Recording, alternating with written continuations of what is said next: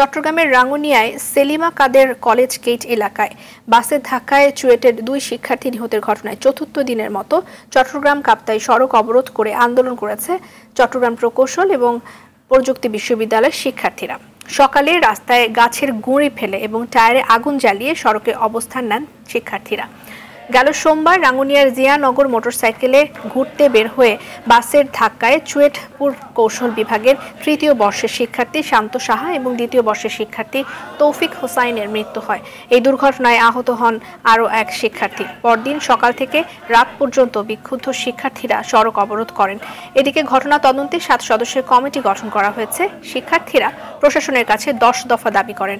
দাবি আদায় না হওয়া পর্যন্ত ক্লাস এবং পরীক্ষা বর্জন করে আন্দোলন চালিয়ে যাবার ঘোষণা দেন। 500 থেকে অধিক যত আন্দোলনকারী রয়েছে তারা হচ্ছে অডিটোরিয়ামে প্রশাসনের সাথে আলোচনা বসবে, কিন্তু আজকে সকালে এসে প্রশাসন আমাদেরকে জানায় শুধুমাত্র 20 জনের সাথে প্রশাসন আলোচনা করবে, কিন্তু আমরা ছাত্ররা এই ধরনের কোনো ধরনের আশ্বাসে রাজি হইনি।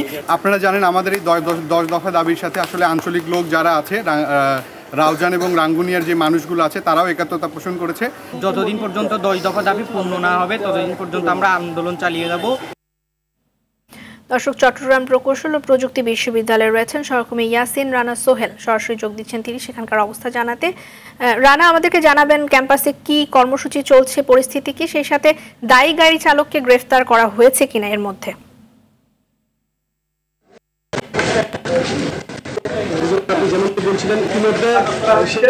এবং শিক্ষার্থীদের পক্ষ থেকেও 10 দফা দাবি প্রশাসনের কাছে দেওয়া হয়েছে।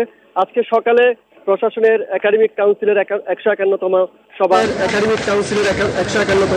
সভা বসেছিল। সেই সভা দুপুর 1:30টায় আবারও সেই একাডেমিক কাউন্সিল সভা শুরু হয়েছে।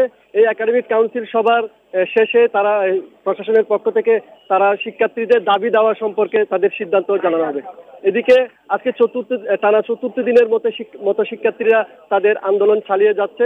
আমরা দেখেছি রাস্তার দুপাশে বিশাল গাড়ির বহর আটকা পড়ে আছে। সেবামূলক যে সমস্ত গাড়িগুলো রয়েছে সেই গাড়িগুলো ছাড়া অন্য কোনো গাড়ি তারা ছাড়ছে না। শিক্ষার্থীদের পক্ষ থেকে জানানো হয়েছে তাদের এই যৌক্তিক আন্দোলনের সাথে এলাকার লোকজন একাত্মতা পোষণ করেছে এবং তাদেরকে তারা সহযোগিতা করছে। মোট কথা বলা চলে, শিক্ষার্থীরা জানিয়েছেন তাদের 10 দফার দাবি যতক্ষণ মানা না হবে, পরিপূর্ণ দাবি তাদের মানা না হওয়া পর্যন্ত তারা আন্দোলন চালিয়ে যাবে। রিজওয়ানা। রানা, আপনাকে ধন্যবাদ।